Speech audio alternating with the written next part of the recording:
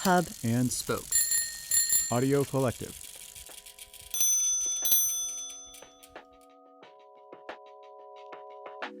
Commercial Type is now shipping XX and Pop, our first comprehensive type specimen in nearly a decade, featuring our full library in a compact paperback format. This book is intended for reading as much as it is for looking at type, with an essay by writer Molly Lambert exploring why some of the most iconic duos in pop music history flourished or flopped. Workshop's founder Chris Wu had free reign on the design, giving each thread its own layout and showcasing the entire Commercial Type library. The specimen is a buoyant fusion of content and form, irreverent, opinionated, and exhilarating. Find it now at commercialtype.com.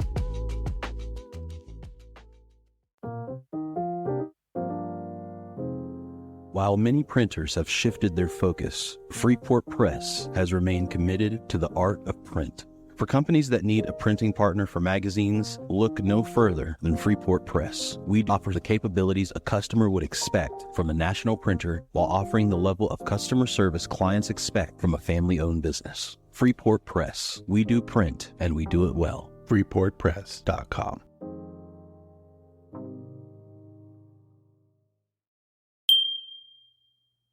I didn't know exactly what Esquire was, but I knew it was important, and I started reading it. And as a young man who had never been to New York, but knew that one day he was going to go to New York and live in New York, it became sort of my guidebook to how to become the kind of person who would leave Tennessee or somewhere else, move to New York, and be a successful something, preferably employee of Esquire.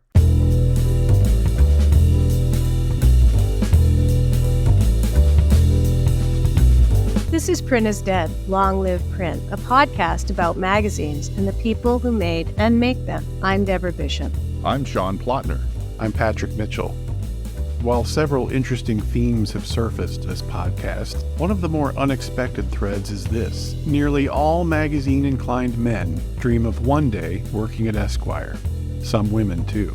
Turns out that's also true for today's guest, which is a good thing because that's exactly what David Granger did.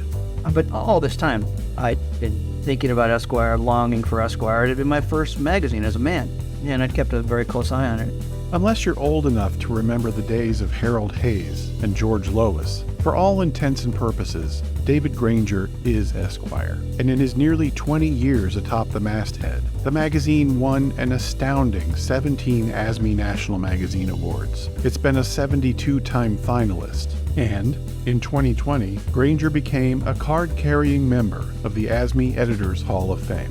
When he arrived at Hearst, he took over a magazine that was running on the fumes of past glory, but he couldn't completely ignore history. Here, he pays homage to his fellow Tennessean, who ran Esquire when Granger first discovered it in college. What Phil Moffitt did was this magical thing that very few magazine editors actually succeed at, which is to show their readers how to make their lives better. And while he's doing that, while he's providing tangible benefit, he also coaxes readers to stay around for just amazing pieces of storytelling or amazing photo displays or whatever it is. All the stuff that you do because it's ambitious and because it's art.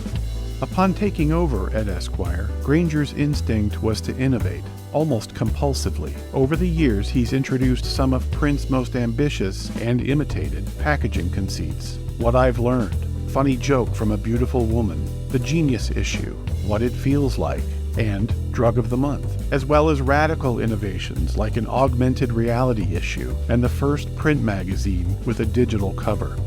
Over and over, those who've worked with Granger stress his sense of loyalty. Ask any of his colleagues and you'll hear a similar response. David Granger is one of the finest editors America has ever produced. He also happens to be an exceptionally decent human being. At his star-studded going-away party, after being let go by Hearst, Granger closed the evening with a toast that said it all. This job, he said, made my life, as much as any job can make anybody's life. It had almost nothing to do with me. It had everything to do with what you guys did under my watch. I've done exactly what I wanted to do, the only thing I've ever wanted to do. For the last 19 years, I'm the luckiest man in the world. We talked to Granger about retiring some of Esquire's aging classics, like Dubious Achievements and Sexiest Woman Alive, his surprising and life-changing Martha Stewart moment, and what really went wrong with the magazine business. So, David, let's start with how you got your big break early in your career. Which big break are you speaking of? Well, that would be the legendary magazine, the title that helped launch the careers of numerous publishing greats, from David Granger to Roger Black to Kermit the Frog. You're speaking of Muppet Magazine? Muppet Magazine, tell us your Muppet story. Well, I went to the Radcliffe publishing course in the summer of 1982. Got out of that, moved to New York, was homeless for 6 or 7 weeks.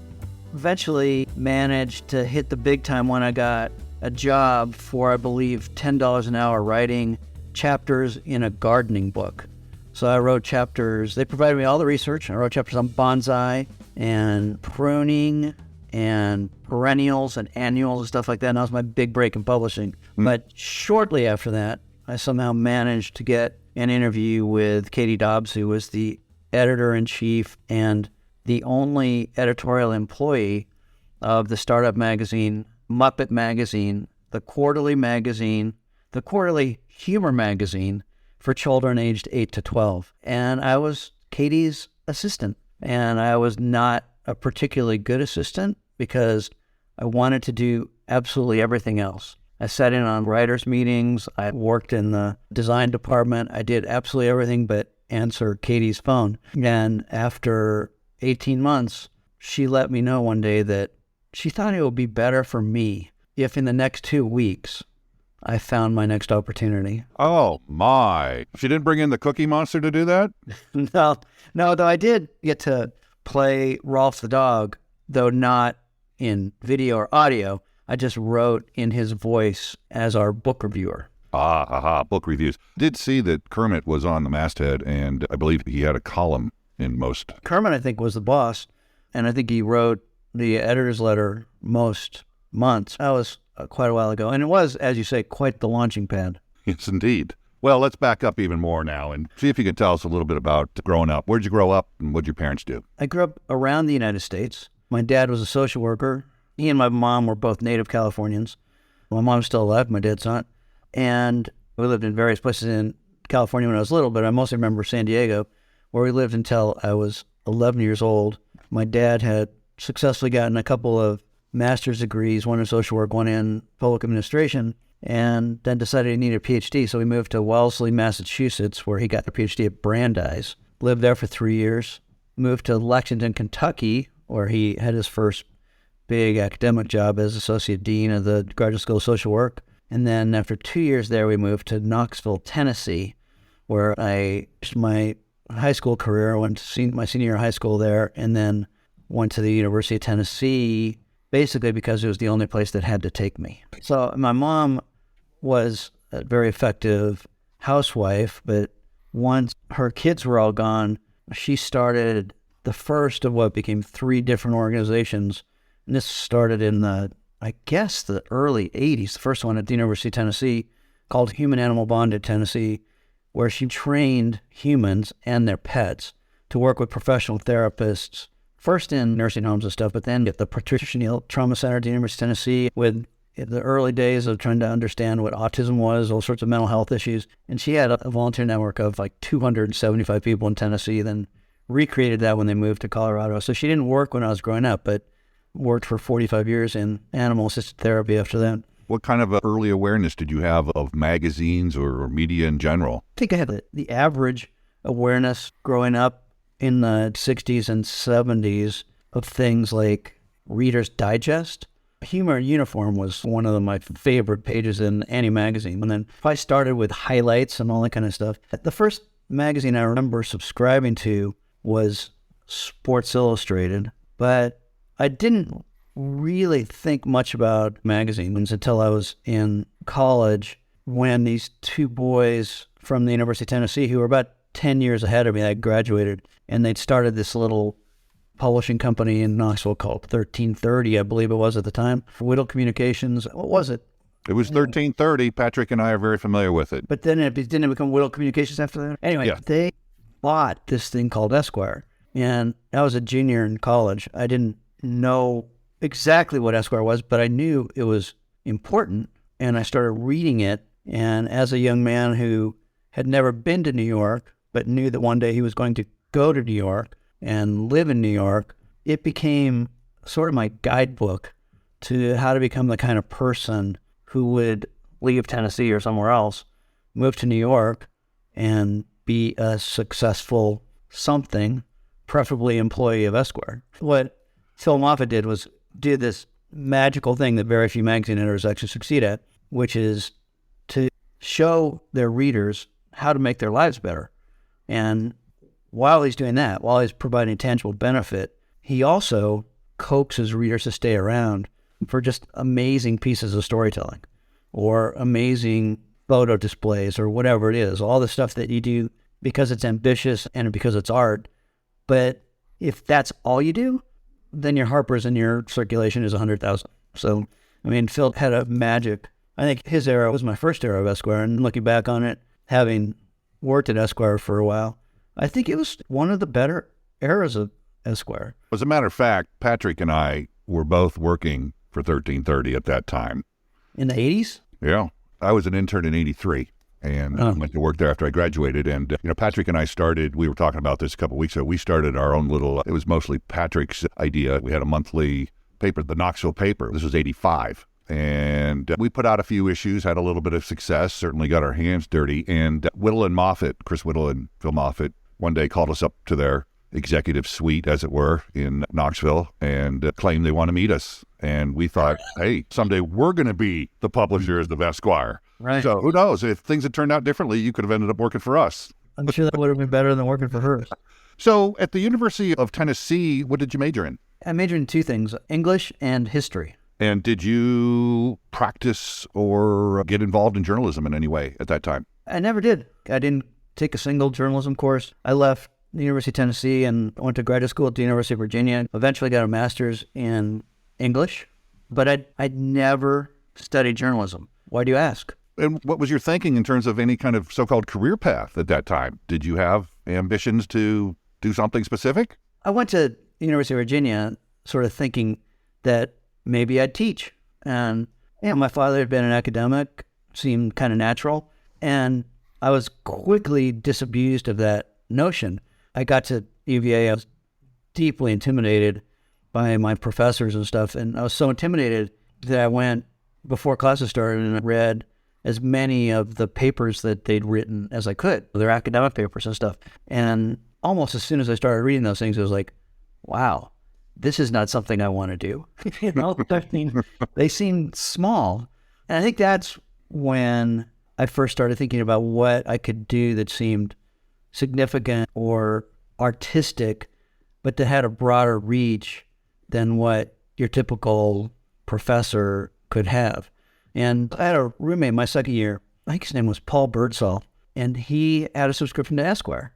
And I'd read it when I was in high school, and your boys bought it, but then it was coming into our house every month, and I got to see what it was. And it was at that point that I started seriously thinking that one day, maybe magazines were something I could do. And you had a yankering to get to New York City at some point. Yeah, I'd never been there. It seemed like the place I had to go. So the first time I came up was to visit a friend of mine I'd known from the University of Tennessee. That was a short visit. He lived out on Long Island, and we only got into the city one night. And it was like really early 80s, and these guys on Long Island were scared shitless of the city. It was a rough place. And I remember they took the wrong bridge, and we ended up in Harlem, and these guys were shaking in their boots. They're like, are we going to make it? And we were trying to go have dinner in Little Italy, and they were worried we weren't going to make it downtown. I don't think it was that dangerous, but they did. That was my first exposure. And Muppet Magazine was in New York, right? Yeah. No, I did the publishing course at Radcliffe, and that was like a 8-week course or something, and then came down here, where I thought I was going to live with this friend of mine on Long Island and commute in the city to find a job. But his mom misunderstood. He was living with his parents, and his mom misunderstood when he'd asked if I could stay with him. And after like 3 days, she said, I didn't mean he could stay forever. Okay, so after you got the pink slip at Muppet Magazine, tell us where you went. Give us a quick summary of what happened after that. There's no quick summary. But so luckily, our design director was a woman named Gail Segerstrom, and she had worked for Inside Sports. I don't know if you remember that, but it was a publication backed by the Washington Post. It was a monthly magazine, and it had just amazing ambitions in terms of storytelling. It was run by John A. Walsh, who had run all sorts of things. He'd been managing at Rolling Stone and helped create the style section at the Washington Post, and later went on to basically run ESPN. He created the Modern Sports Center and was their genius for over 20 years. She said, "Oh, you have to call my friend John Walsh." She'd been his design director at Inside Sports. Called him. Long story short, after several months, he hired me to be his research assistant on a history. He'd been fired from his previous job. He was unemployed and had no money. And he got in this gig doing a book that was a history of the Heisman Trophy. Hired me to be his research assistant, and he promised me $1,800 if I would work with him until we completed this thing. I ended up writing about 60% of the book, and then John got stiffed on his fee from the book packager who hired him. So he had to stiff me on his fee because he had 2 little kids and an apartment he couldn't afford, and basically just promised me that he was going to be my guardian angel. And my next 3 jobs, though all of them were relatively short-lived, came through John's support or connections or whatever. After I worked with him, I went to work for Family Weekly magazine, which was kind of the poor man's, poor woman's parade. It was the Sunday supplement for C&D counties. Then that went out of business. I freelanced unsuccessfully for a little while. Very luckily got a job at Sport magazine, which was fantastic. It was like the lunatics were running that asylum. It was a great magazine, but the editor-in-chief was the same age I was, which was not even 30, I don't think. The oldest guy was Peter Griffin, who I think was 32. He later became my deputy editor at Esquire. And I had lasted there for about 18 months and got lured away by this sports business magazine called Sports Inc. It was the 80s, business was hot, sports was hot. Let's do a weekly sports business trade magazine, which was an amazing education because you're working with really mostly talented people, though there were some exceptions like Richard Sandemer, who's still at the Times. Oh, yeah. But you've got to put out a magazine every week. And I was like in charge of all the writing, or a lot of it. And it was stressful. You learn rewrite really fast. I mean, you asked me about journalism school. I think I learned more in those 18 months of working in a trade magazine than ever before. You'd get a pile of shit that was supposed to be copy, and you had about 12 minutes to turn it into an 800-word story. It was a fantastic learning experience. You learned what a story was. So that was good. And that folded right about the time my wife Melanie had twins. So I had another very stressful period of freelancing. And then I think it was through John's intercession, I got an interview at the National Sports Daily, which you're also familiar with. Very, yes. Yeah, which was an amazing enterprise to create a newspaper from scratch, a national newspaper from scratch. Who does that? And turned out to be as insane as it seemed, but almost unlimited resources, though not for people like you and me, for all the famous columnists and writers that they hired and the editors that they lured away from all of America's great papers. I think had unlimited resources. We were more like peons, you and I. But it was a great gig and great learning experience. I got to work with Rob Flater on all the feature stories and then had some side gigs as well. So that lasted 18 months before that was blown up. Let's go back to Walsh just briefly. What a guardian angel to have. I had one meeting with him back in the day. I was at Disney. He was at ESPN. And what an intimidating presence in the room he was to me. Can I briefly tell you the story of my first meeting with John? Go right ahead. Doing first encounter has got to be quite memorable. So as Gail suggested, I called John. He picks up the phone. I explained who I am and that Gail had told me to call.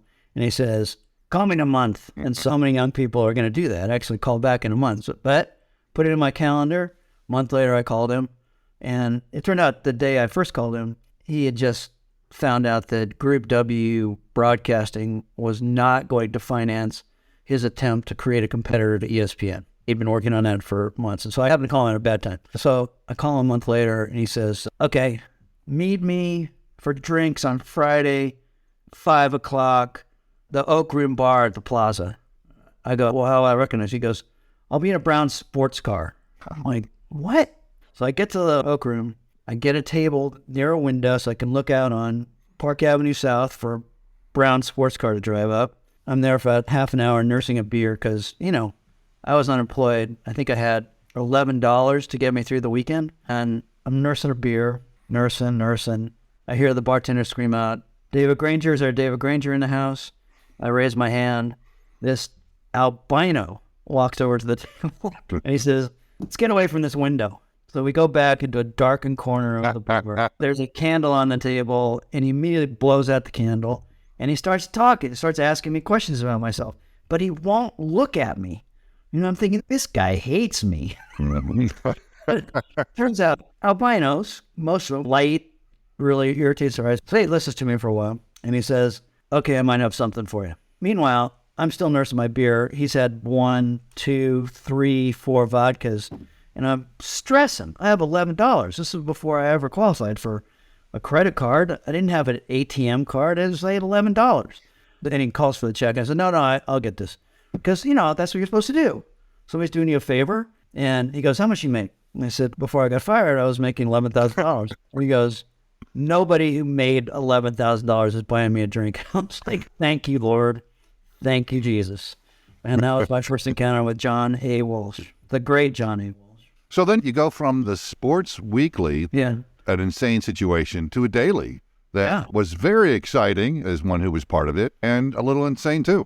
What'd you do there? What'd you do at the National? Well, Rob Flater and I, Rob was my boss, we were tasked with creating and publishing a magazine-style feature-length story every day that the National published, which I believe was 5 days a week. Yes, indeed. Or was it 6? I can't remember. I think it started as 6 and we went to 5. Yeah, we went to 5. So anyway, we were supposed to do 5,000-word feature story every week. And we had a staff of 4 writers, and me and Rob. And then, of course, Frank DeFord said, and you can use any of the writers out in the newsroom. They're all going to want to work for you. I think Ed Hinton was the only one who really wanted to work for us. So then Rob put a calendar on the wall. It was the next 12 months. And he just said, okay, those are the spaces we have to fill in with stories. And it was hard. It was daunting. And we had no real freelance budget. It was to use our 4 guys, 3 guys and a woman, John N. Howard, Charlie Pierce, Peter Richmond, and Ian Thompson, and just get them on the road. And in the 18 months that we were in business, Charlie did, if I remember right, I think 49 5,000-word feature stories. And that included travel and church writing.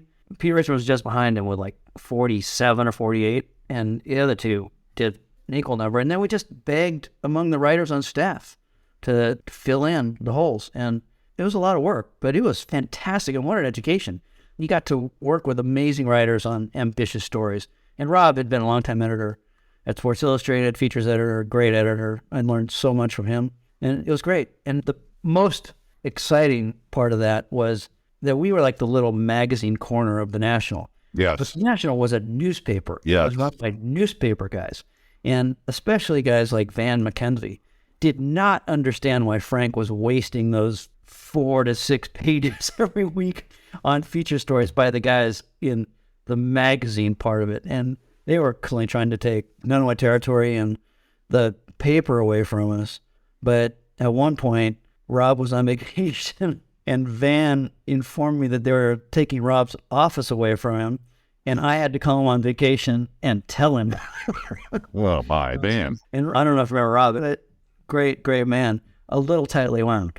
Yeah, just a bit, sure. Well, those stories were, that section that made it just much more than a daily paper, I thought really balanced out the publication and gave some depth to what was otherwise a publication full of news and all kinds of small entry points. And columns, lots of voices, and enabled the paper to do some interesting cover stories. Were you involved with the Bill Murray story?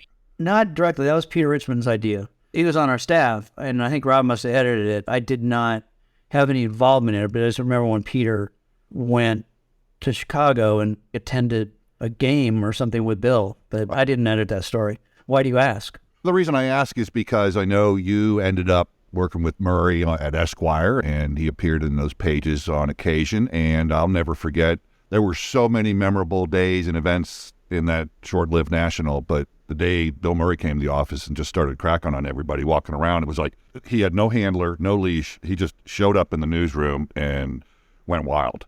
Were you there that day? I was not there that day. About it. I got to be friendly with Bill during my time at Esquire, and he'd never had a handler.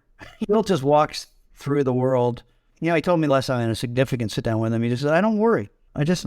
Things will be okay. And that's the way he walks through the world. Speaking of worry, I recall lots of pronouncements that the National was about to go under. And then after the Wall Street Journal finally did a story that said it looked like we're in pretty good shape, we went under.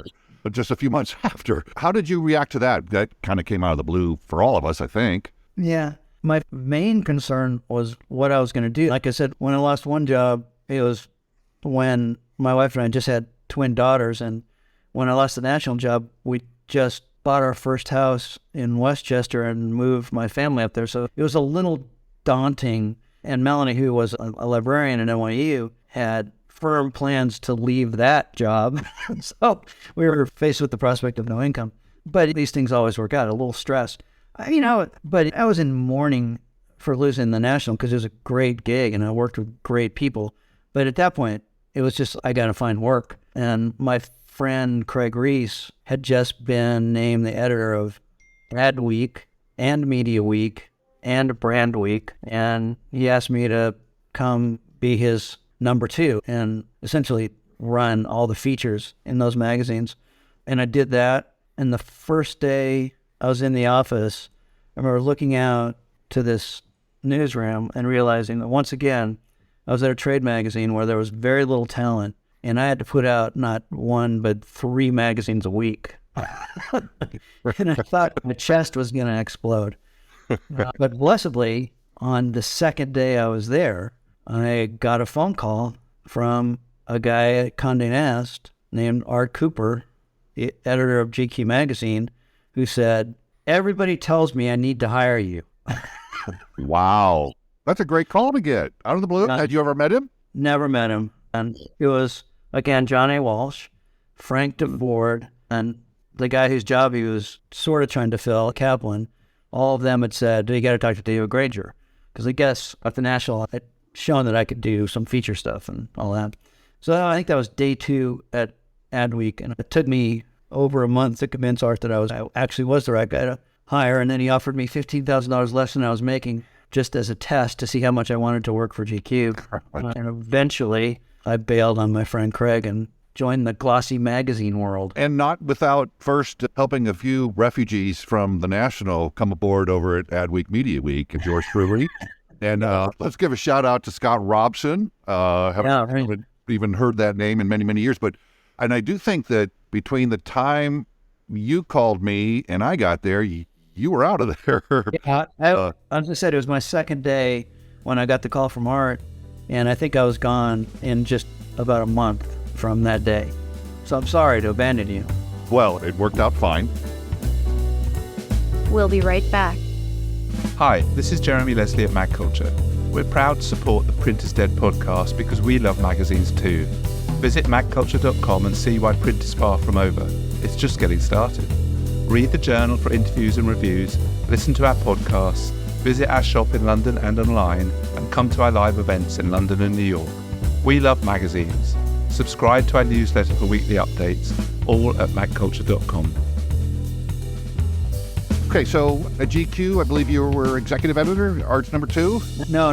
I was never number 2. The title was like assistant managing editor. There was Art, and then there was Marty Pfizer, who was like whatever the number 2 was, and then Lisa Henriksen, and then a few assistant managing editors, 2 or 3 assistant managing editors. And I was one of those. I wasn't the top guy. Late in my time there, I think Art sort of saw me as his protege, but I never had the official title of protege. Okay, so then let's get to Esquire. You apparently wrote a letter to Kathy Black? Yeah, I'd been at GQ for 5+ years. I mean, a great opportunity. I got to work with all these amazing writers that I brought into the magazine.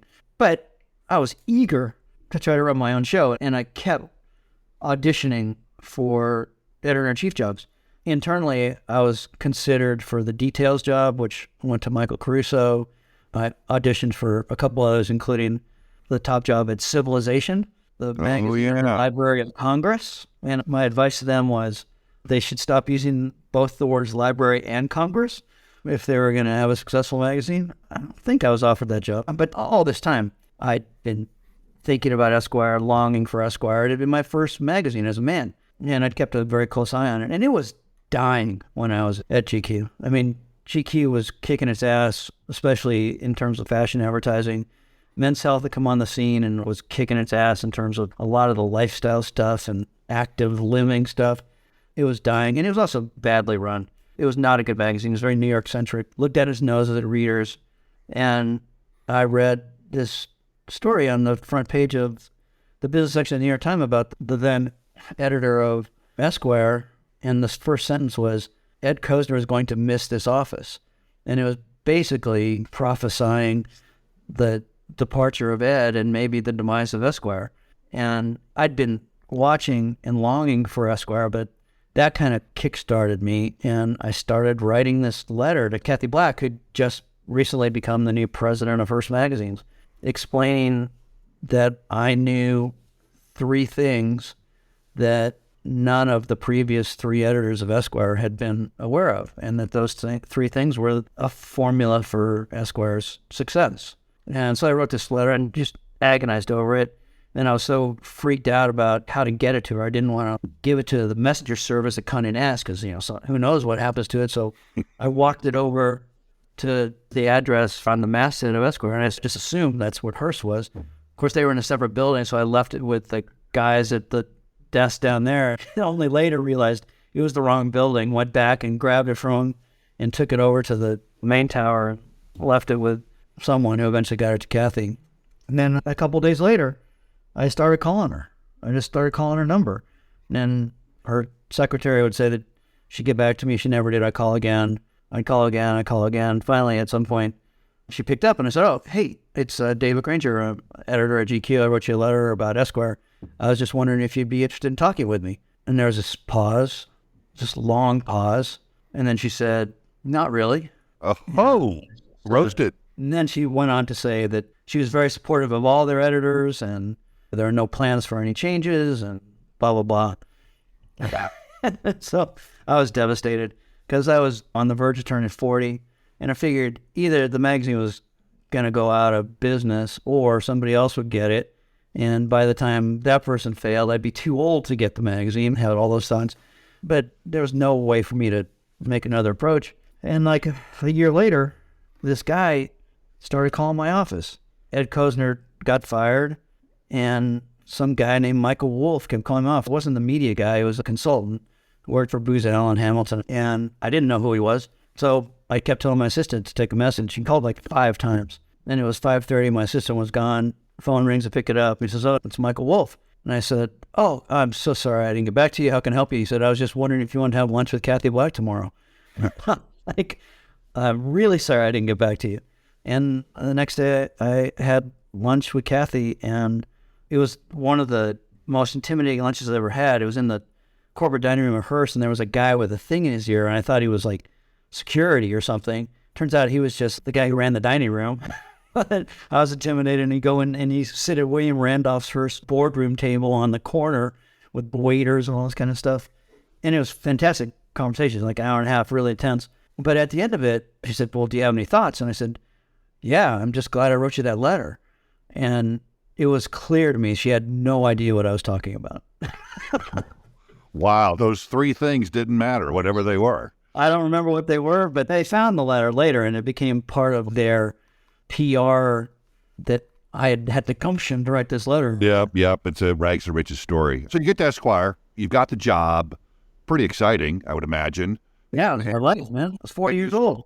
Well, and you saw a magazine that was broken and needed to be fixed. You had a plan, you fixed it. What did you learn quickly that maybe you hadn't been told about that job? What were the big surprises, if any? Before I got into that job, I knew exactly what I needed to do. Kathy had asked me to write up a plan, and part of that plan was I had to write and annotate my first 3 tables of contents. I had to explain my cover strategy and what my first 3 covers would be, all this kind of stuff. And I knew exactly what to do, right? You get in there and you start having meetings with circulation people and ad sales people, and they all know exactly what you're supposed to do. And it's not anything like what your idea was. You know, it's like they know because all these things have been tried over and over again for 60, 70, 100 years. They know exactly what doesn't work. They just have no freaking idea what does work. But the thing that any young editor is going to be faced with is that everybody second guesses you. You have 2 issues when they go, oh, that's interesting. And then on the 3rd issue, it's pure second guessing. Every meeting is called to tell you what you're doing wrong. And that's the thing you don't understand. You think you're going to get a long runway and you get to execute. And really, for the first couple issues, the covers were bare, man. There was not a single story. We were supposed to be putting out the fashion issue. There hadn't been a single fashion portfolio shot. There was not a cover planned. And we had like 4 weeks to get that issue closed. You had to beg, borrow, steal. So any thought you have that you're going to plan anything is, and then of course I fired everybody the first day I got there. And so I had like 4 people helping me try to put out a magazine in 4 weeks. And so it's just pure panic. And then you're getting second guessed every day of your life. So it takes a while, and you have to be under the threat of being fired before you just decide, I'm going to do what I'm proud of because I'm going to get fired anyway. But luckily, I made a couple of good hires. I hired Peter Griffin, who is the smartest man alive, the best editor I've ever worked with, and he agreed to come on a temporary basis. And then I hired writers. Basically, all of whom moved over from GQ to Esquire. So I had a core group of people that I could bounce stuff off of. And then Lisa Hintelman came over from GQ, and I finally got Helene Rubinstein, who was at another Condé Nast magazine, to come over, and he assembled a little core of a support group, and things start to happen. But it was like 3 years before anything good really happened. And I got to tell you, I guess there was a little bit of a patience, but that patience ran out at the time of my second budget meeting. My first budget meeting, I got the job in June. The budget season always starts in September. So a year from that first September, I'd done 15 issues, and we'd done a couple questionable covers. But the cover that was on the budget book was my Mr. Rogers cover. It was like Fred Rogers. This was a long time ago, and it was shot by Dan Winters. So it was an eccentric photo, and it was Mr. Rogers. I mean, it was Mr. Rogers. It was the Heroes issue, and it was a really good issue. But we get into that budget meeting, we go through it, everything's fine. And Kathy says to my publisher and everybody else, Valerie, you guys can go. David, would you stay for a minute? And she and her number 2, Mark Miller, were sitting there, and they pick up the Fred Rogers cover, and they go, what the fuck are you doing? Wow, welcome to the neighborhood. Yeah, and that was when I realized that I was not long for Esquire magazine. But I managed at that point to kind of nut up and do the things that I really wanted to and the things that I thought Esquire should be doing. And I got a little more time, and things really started to turn around. It took 2 years, but things started to turn around. That's interesting about having such a detailed plan, knowing what you wanted to do. It reminds me of the old, everybody has a plan until they get punched in the face. That's exactly right. Yeah. And that's very interesting that you had to create your own table of contents. That's an intriguing exercise. It was an amazing weekend. She gave me that assignment on the Friday of Memorial Day and told me that she wanted it on Tuesday. And it wasn't just like the TOC. It was like marketing plans for Esquire. It was staffing plans. It was an intense weekend. But luckily, I'd been up for the details job, I'd been up for the civilization job, a couple others, and I had all these plans I'd written up for those people. So I scavenged those, and then I called all my writers, took them in my confidence, and begged them for ideas. It was an intense weekend. But it's helpful to have a plan, even though pretty soon that plan's no longer of any use. Yeah, the punch in the face. You mentioned Helene Rubinstein. I haven't been shadowing you your entire career, but Helene hired me when I made my big move from Knoxville to New York. She hired me in 1989 at Us Magazine. I became music editor and worked there for a year or so before I went over to the National. So interesting how different paths have crossed.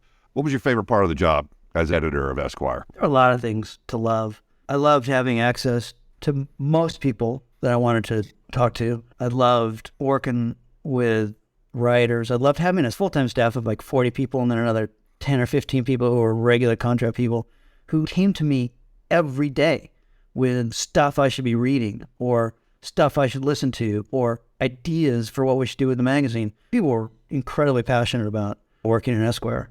But ultimately, I think starting in 2006, I love the fact that we just decided to make Esquire a laboratory for trying to figure out what a magazine was capable of beyond what magazines had traditionally been capable of.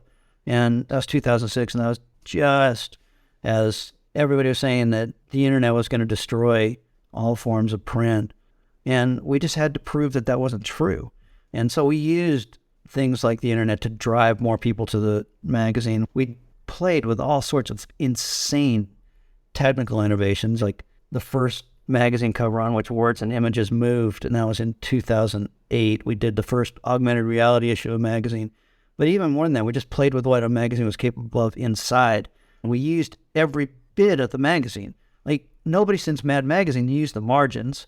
So we started using the margins. We published an entire short story in the bottom margin of the magazine one time. We just started playing with the physical properties of the magazine, paper and ink and words and images, and just seeing what we could do. We once did 3 covers on this issue about the state of the American man, and we had images, up-close facial images of Justin Timberlake, George Clooney, and Barack Obama, all shot by Martin Schuller. And we perforated the 3 of them so you could just tear them apart and create 27 different faces of what the American man looked like. I mean, it was simple stuff, but nobody did it. And we just had a billion freaking ideas. We created our own apps to turn magazine content, not web content, into something that could be shared on Twitter or emailed or texted or whatever. It was amazing the amount of video we did, especially when we had the iPad app and the iPad was going to be the salvation of magazines. We did movie trailers for every issue of a print magazine. We just had so much fun. And I think the ability to just play with possibility was the best thing about my job. And the people who helped me with it, Peter Griffin, David Granger, my design director, Rich Storm, and all the young editors, Ryan and Ross and Tyler Cabot and everybody, it was just a laboratory, man. It was fun. Yeah, that's a wonderful way of putting it. Playing with possibilities. We certainly did. It was fun, innovative. I remember your iPad app, if it was even called that when it first came out, was extremely innovative for its time. The digital cover, very interesting and fun stuff. How hands-on were you with copy, writing headlines, captions? You have people doing all that and you're signing off on it. What was your role with that? It depends on what kind of copy. I was very hands-on with the little stuff because the little stuff is the most important stuff. Of course, headlines and subheads are incredibly important because that determines, in a lot of cases, whether people are going to read anything. But like captions and all the little tiny items that are in the front of the book and all the marginalia we started doing, that's the stuff that everybody's going to read because it's short, it's easy. And there was a guy who ran Entertainment Weekly named Jim Seymour back in the 90s, I guess. And Sure. It was one of the great magazines because he demanded such excellence from all the little stuff. I remember admiring that so much. The big stuff, it's hard in its own way, but it's the little things that people are going to remember or they're going to enjoy. And it establishes not just a voice, but a whole environment of entertainment. You want a magazine to be an enjoyable entertainment experience, and it's those little things that do that.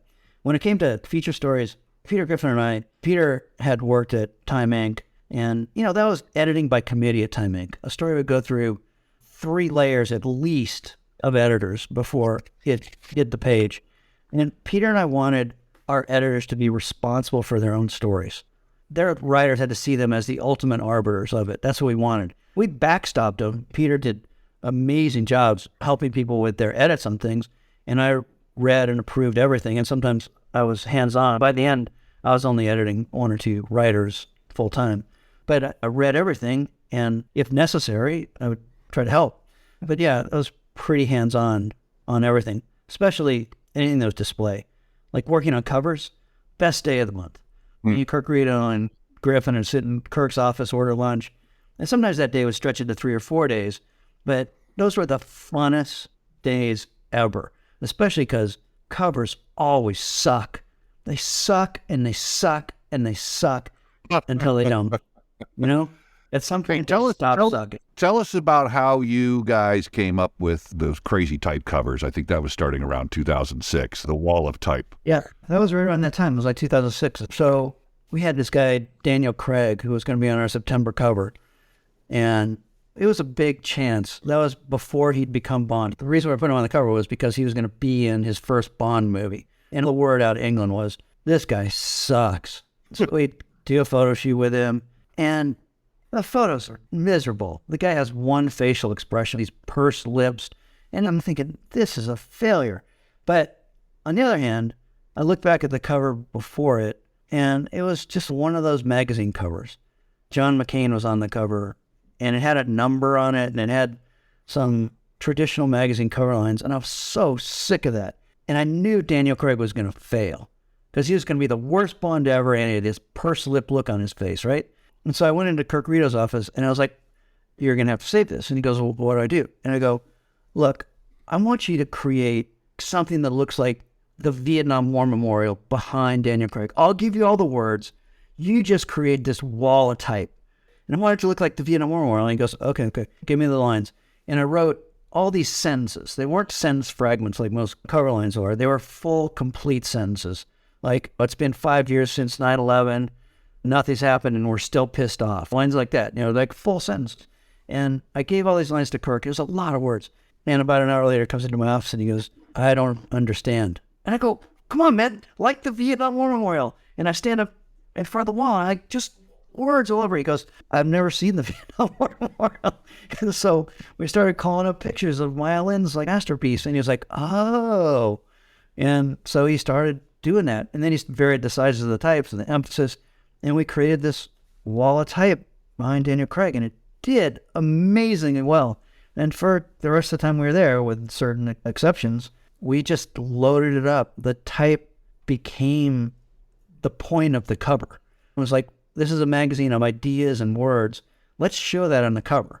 Yeah, we have this famous person, but let's show what we're about in the words that are adorning and overwhelming the cover. And then we did stuff like, we blew up the Esquire logo so that it couldn't be contained by the cover, because Esquire is a bigger idea than could be contained in any magazine cover or magazine. We'll start messing with it. You were asking about, or maybe I was just blathering on about little stuff and attention to details and stuff like that.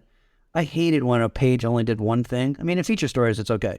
But like a front of the book page, I hated when it only did one thing. It's like an essay or something, a column. And I always wanted there to be like 3 or 4 things that were interesting on that page. And so there was this guy, a young editor, and when I get particularly frustrated with a page because it wasn't interesting enough, I take it over to Nate Hopper, and I go, Nate, would you just fuck this page up for me? And he would.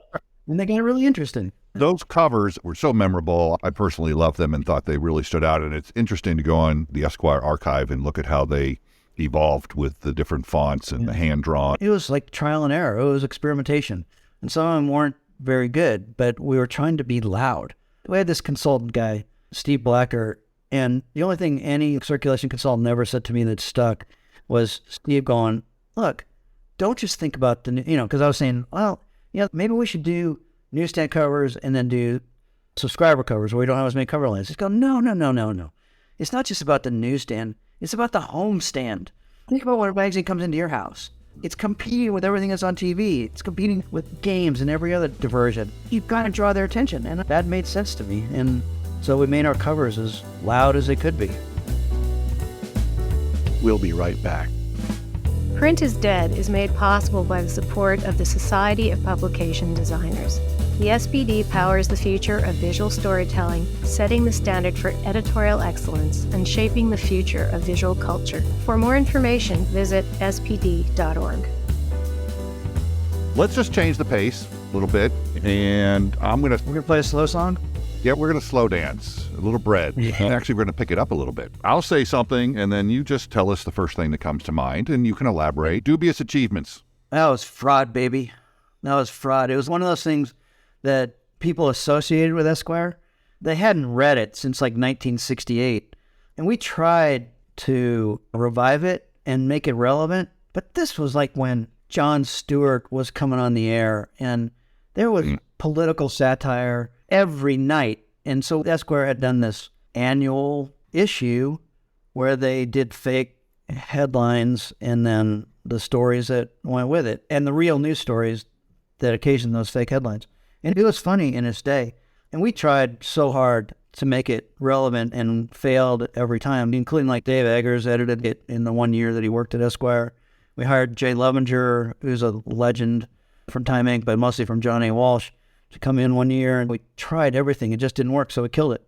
And we killed it right after 9/11. It just didn't seem like it was in sync with the times anymore.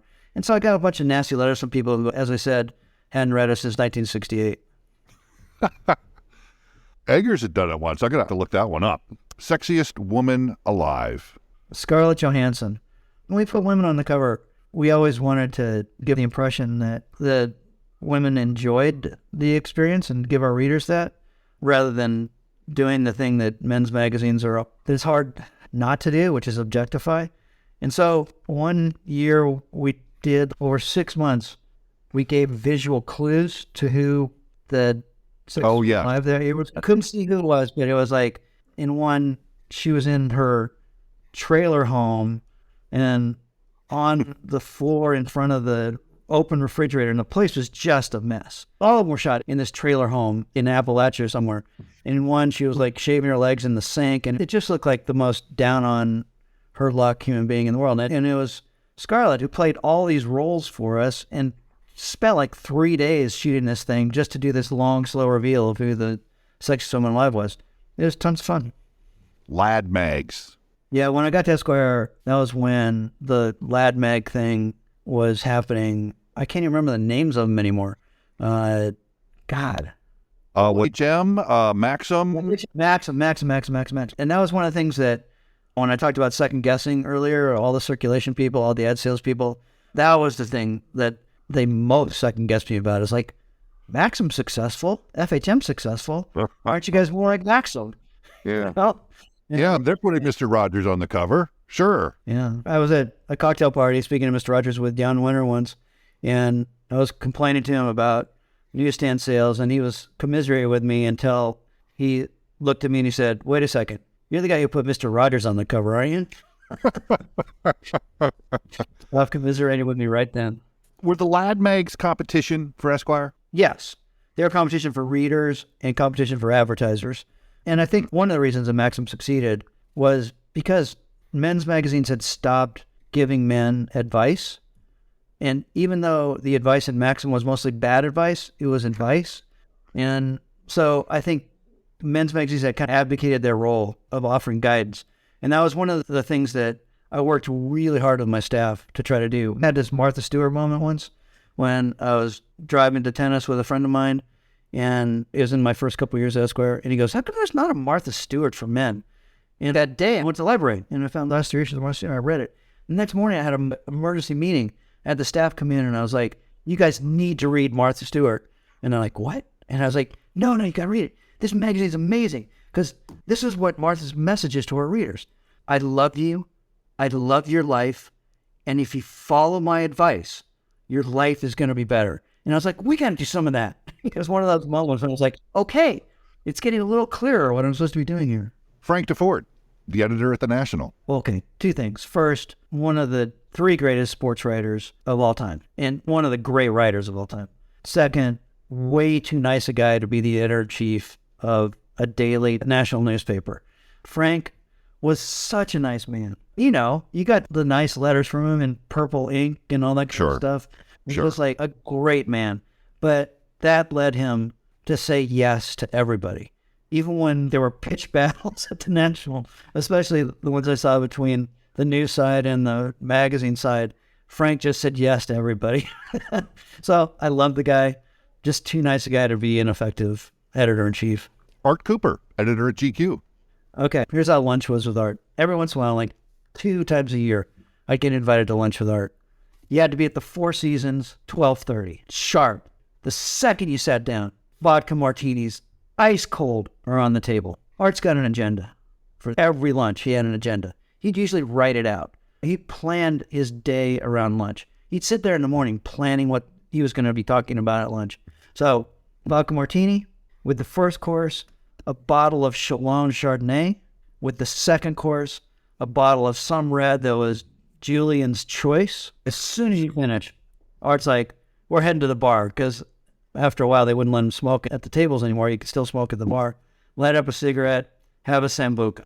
It's like 3 o'clock, you get back to the office, and just hammered, no choice but to put your head down and go to sleep for an hour. Okay, how about art directors in general? It's difficult to generalize about art directors. I think it's rare when there's a perfect meshing of editor-in-chief and art director, and they're equally important to the success of the magazine. Many art directors have their own ideas about, especially magazine design, that may or may not be the best thing for the success of that magazine. But when an editor and an art director work beautifully together, as I did the last 11 years at Esquire with David Granger, it's freaking magic. You're just like dependent on each other. You make each other so much better.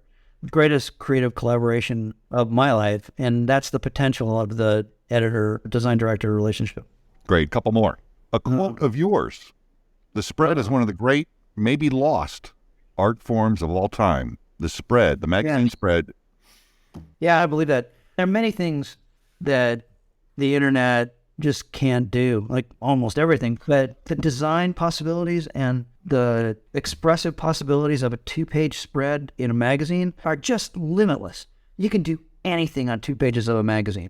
I mean, you take all the things that a magazine is made of: paper, ink, photos, words, ideas, design, and you just let them go crazy on 2 pages of a magazine, and almost anything is possible. And there's never been anything like that in any other medium. Books don't do it. There's nothing like it on the internet, no matter how much they try to be interesting design-wise. Everything scrolls, but there's never that work of art that's also part of a living medium. There's an urgency to magazines that they're timely, and you create a timely work of art on 2 pages. Nothing else can do that. There isn't. Viewing a spread, the gaze of the eye is so different than looking at something online. The creation of a spread is so different than anything you would create online.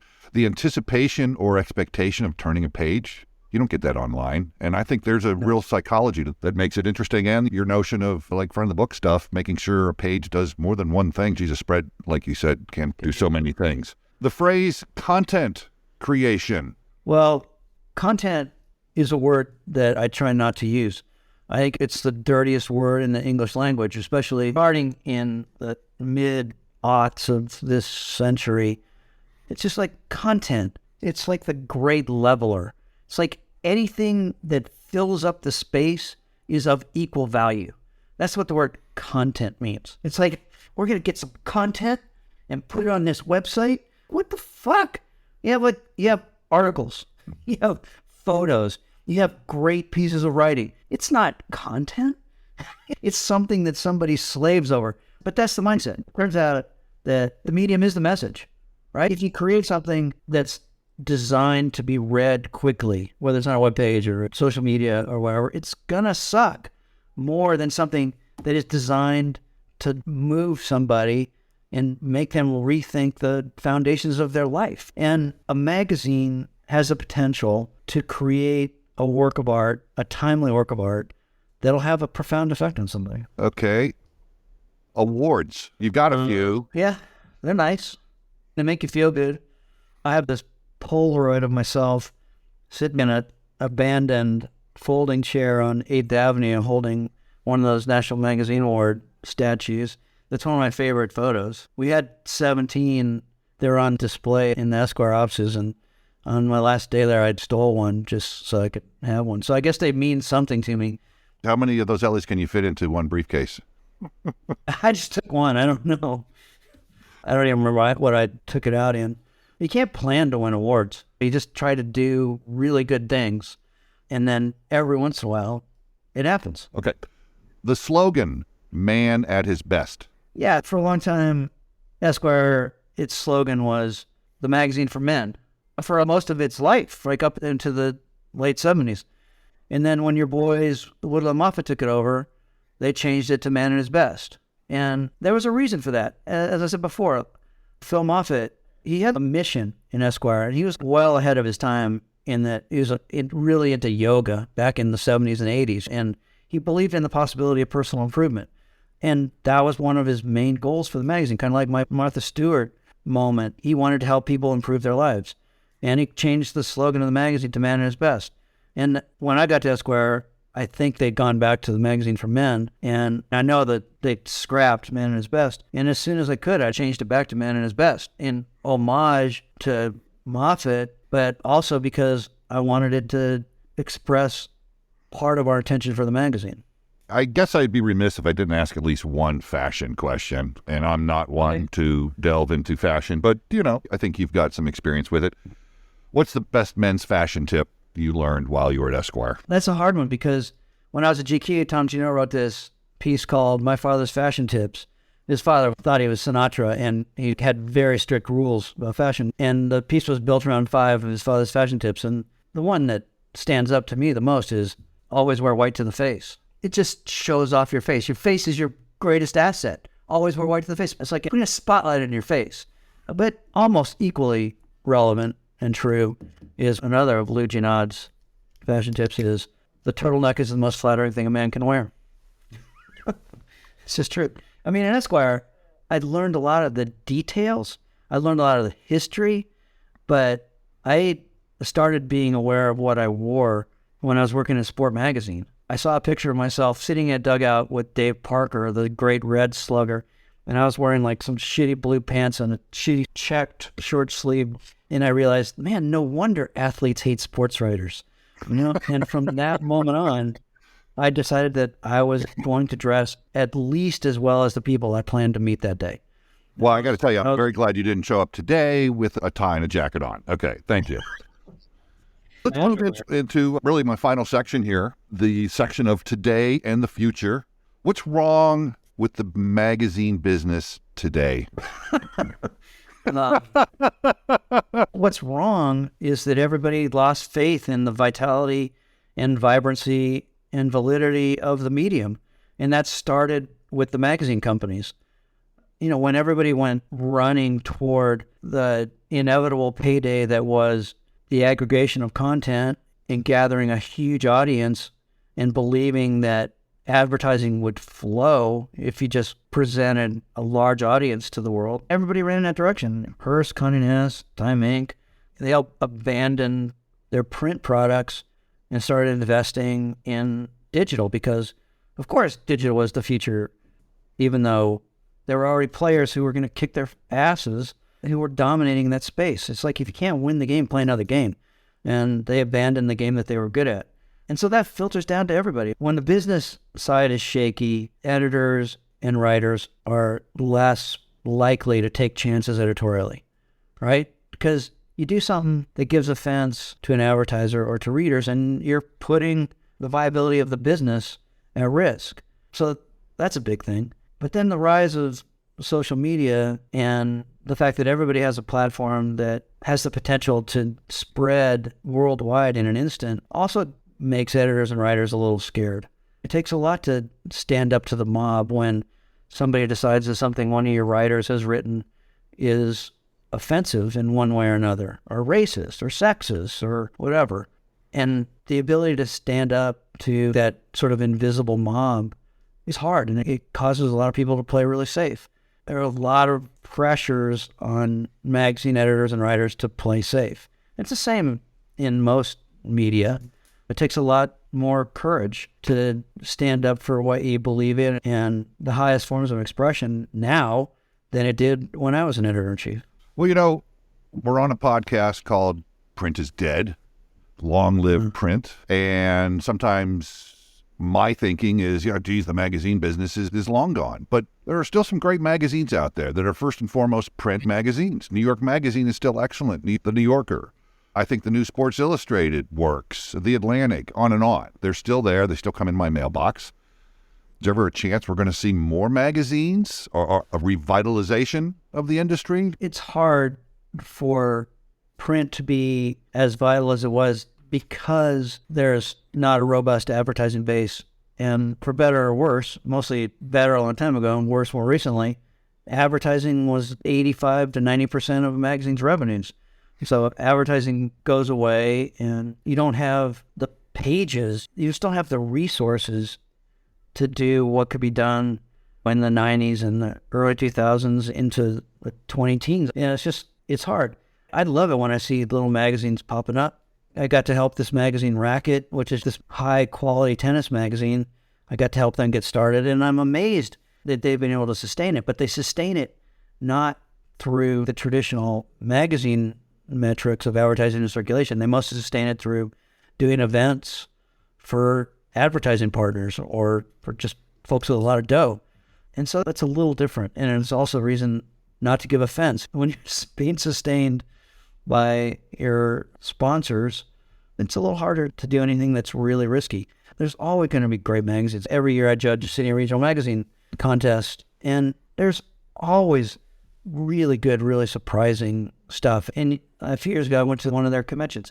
There are just as many city and regional magazines, I think, as there were 15 years ago. Yeah, I know a surprising number of writers, surprising to me because I'm ignorant, that the authors I'm working with, like at least 2 or 3 of them right now are doing pieces for alumni magazines. And there's a vibrancy there. And do you guys actually pay enough money that writers want to spend some time doing that? Which is often hard to do with the commercial magazines to make a living. So yeah, there's always going to be room for magazines to thrive. They're just not as big a force as they once were, and it'll be very hard to make them that. That's very interesting what you say about alumni magazines. As a longtime alumni magazine editor, it is a different animal than the consumer magazine world. And I think that the talent that's available to those of us running alumni magazines is greater now because there's less consumer magazines for these people to go and work at. And we do have some money, and I think things have gotten better. What is really great in the research that we put out to our readers is they're not saying we don't want print, we want to read it online. They want their print magazine, and it's almost a luxury these days. And again, that's conflated with a lot of emotions about their school and blah, blah, blah, blah, blah. But the love of the print magazine, it's there, and it's cool to see. Yeah, it is there, but I remember doing focus groups, and it's there to a level. And I remember watching readers go, man, I love Esquire. And they would know particular writers, and they would remember specific pieces.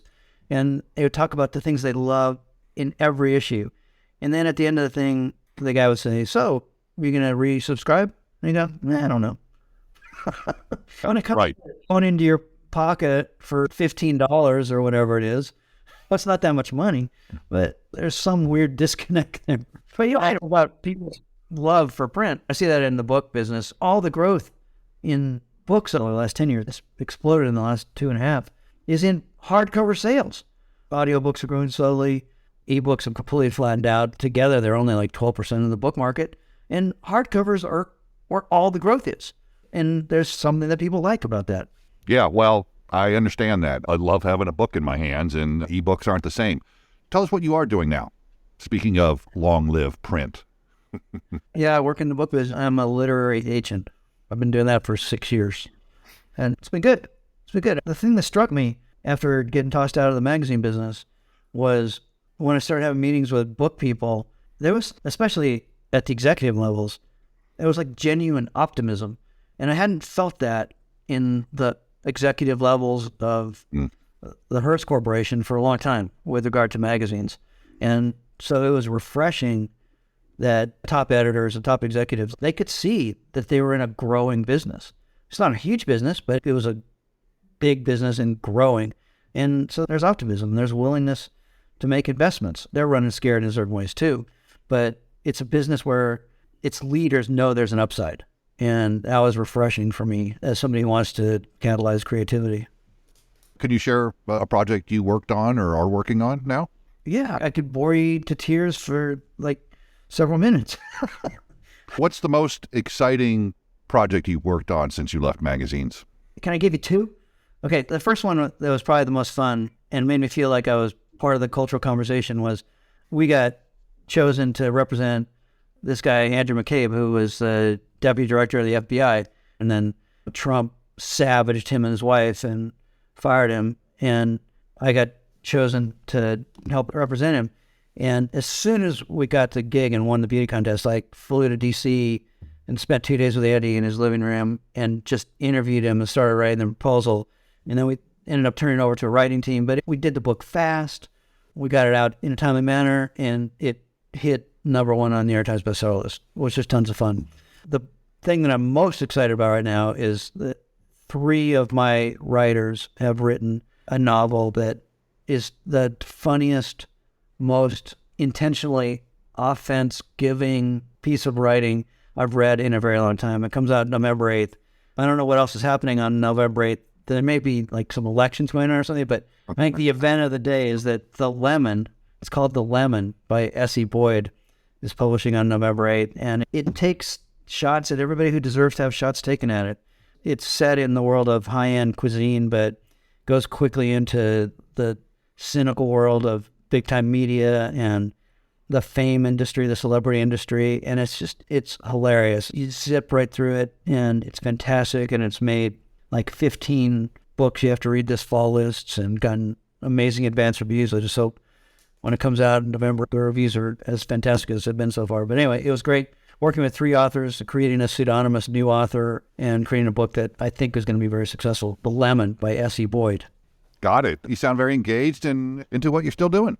It's fun, man. Okay, we at Print is Dead, Long Live Print have learned that when Steve Jobs died, he left a gazillion dollars that he wants David Granger to use to create a magazine. Apparently you were on his radar screen. Had no idea.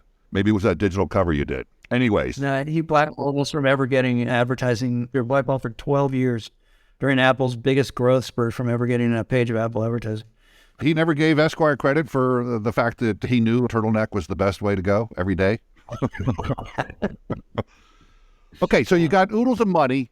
You do a print magazine. What would you do? That's such a hard question. There was a time that I really wanted to do a magazine called Magazine. Terrific title. It harkened back to the French word for a department store, which I believe is magasin. And it's just like, it's got a little everything, but kind of the best of everything. And if it was stipulated that this money was to go to creating a magazine, I think I would create a magazine. And I know who I'd want to be my business partner in it, but I would need so much help at the digital and social aspects of making a print magazine successful that I'd be a little daunted and have to find just the right person. But yeah, I think I would create a magazine. For more on this and all of our episodes, visit our website where, in addition to complete transcripts of all our interviews, along with portfolios, archival photos, links, and other great information on our guests, you'll find our blog, Entry Points, about all things magazine, and our ever-expanding swag shop with all kinds of great custom merch. You can also support the podcast by clicking the adorable yellow button at the top of the page, all available at magazium.co. Print is Dead, Long Live Print is a member of the Hub and Spoke Audio Collective, a nonprofit association of audio storytellers dedicated to promoting and sustaining high-quality, independent podcasting. Learn more at hubspokeaudio.org. Magazium is made possible by the generous support of listeners like you. If you love our shows and can't wait for new episodes, or even if you just listen from time to time and love knowing we're here, please consider making a donation to help keep us going. Visit magazium.co/support. Print is Dead, Long Live Print is a production of Magazium, LLC. For more information, visit our website, magazium.co, or follow us on social media at magazium.co. Please give us a like and a review on your favorite podcast app. It really helps. Thanks very much for listening.